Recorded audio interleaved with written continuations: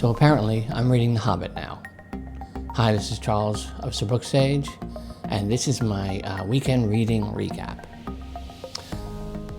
Now, I mentioned in my Friday Reads video that my surefire guaranteed way to get me out of a reading slump was to just open up anything Tolkien and start reading. And this time around, I chose The Hobbit. It's been a long time since I've read The Hobbit at all, any parts of it.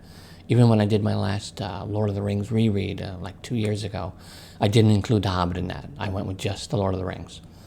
So I figured, let me just open it up, read the beginning, the opening scene with Gandalf, and then the dwarves, which I did.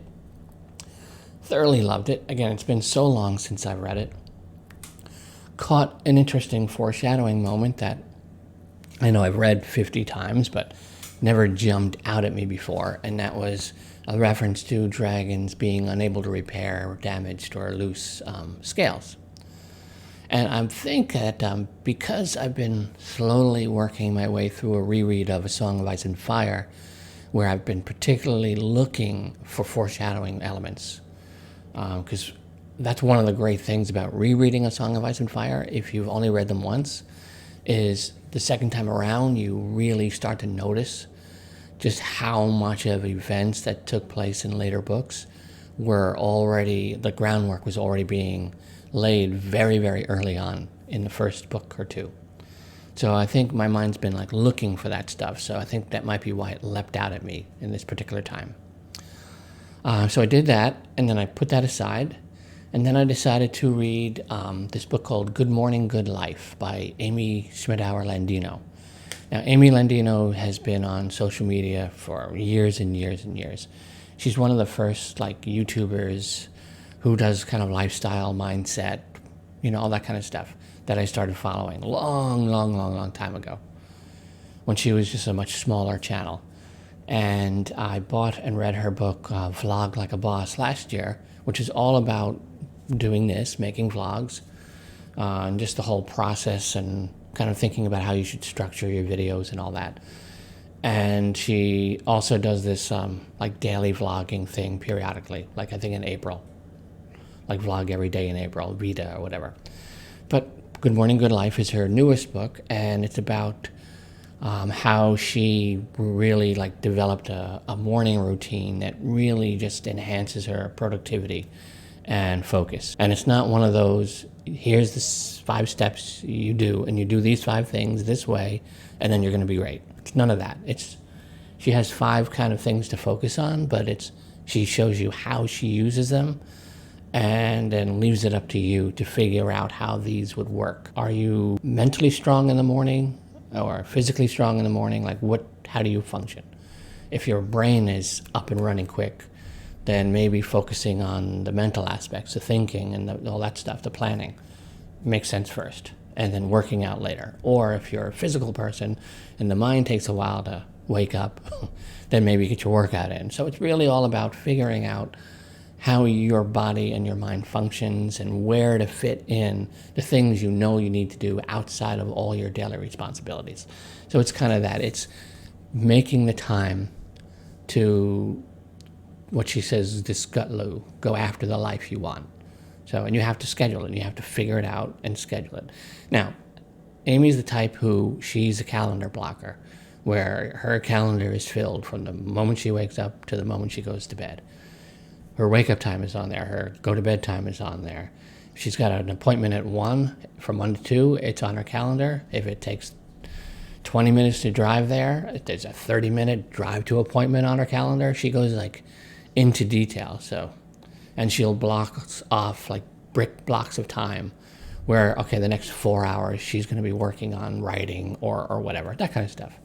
Now, she has the flexibility, being a solo entrepreneur, where she can schedule the things she needs to do. She's the one who decides them.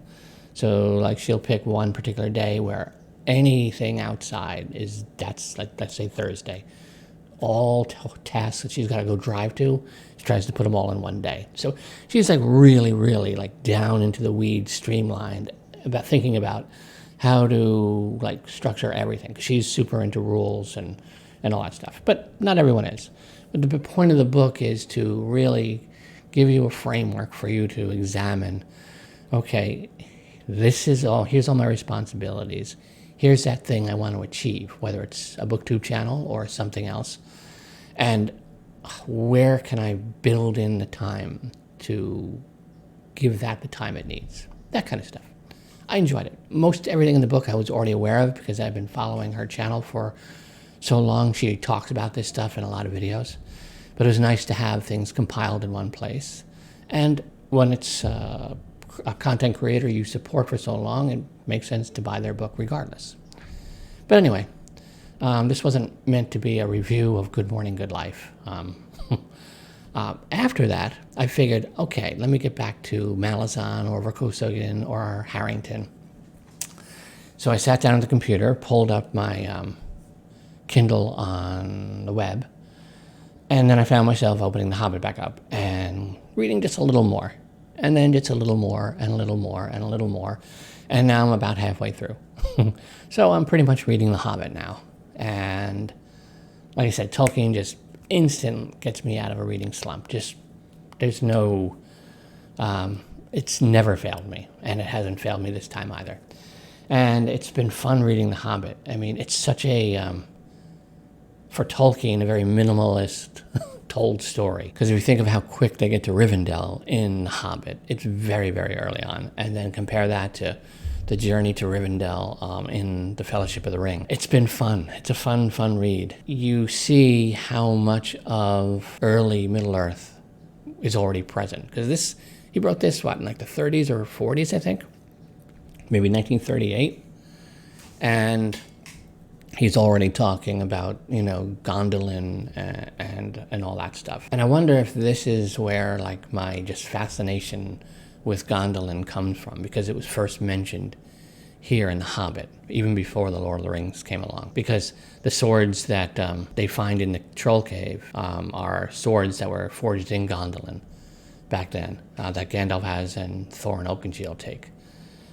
So I wonder if that's where it comes. Because if there's any place in Middle-earth, if you said, all right, Charles, pick one place in all of Middle-earth, that's where you can go. Now, outside of wanting to go to Valinor and see the two trees when, all that stuff, it would be Gondolin. That would be my choice over everywhere else in Middle-earth. In the story, it would be Gondolin. So, okay, I'm reading The Hobbit, and then after that, it will be back to my regular reading schedule. I'll probably finish the Honor Harrington book, and then October is a whole special reading month for me. I'm focusing on one single author for the whole month. I've got a bunch of their books, and I'm going to be reading those and making videos about them. I'm probably going to put together a little reading challenge for anyone who wants to participate. So that's going to be my next video coming up on my channel. Will be the video announcing what I'm going to be reading, what October's special month is for me. And I know there's 10 billion readathons in October, but I don't care. Since I joined BookTube in September of 2017, I've wanted to do this particular reading project in October. And I haven't been able to do it, and I made a commitment to myself last November that no matter what was happening, little did I know there'd be a pandemic, but no matter what's happening, I'm doing it this October. And I'm actually prepared and ready. So I'm going to have that special video coming up next, which this is going up on Wednesday. I think I'm going to have these weekend recaps on Tuesdays instead of Mondays. Just gives me a little more time to get them done. I was going to film this last night when I got home from work, but I had the urge to take my Fuji out and go do some night photography, which I did last night instead. So now I'm filming this here Wednesday morning. But I think these week wraps are going to end up on Tuesdays instead of Mondays. So I think my reading announcement, my October special thing, is going to be probably coming up on Saturday. I am going to get back to The Hobbit, and I will see you in a few days. I'm Charles of SirBookSage. Happy reading.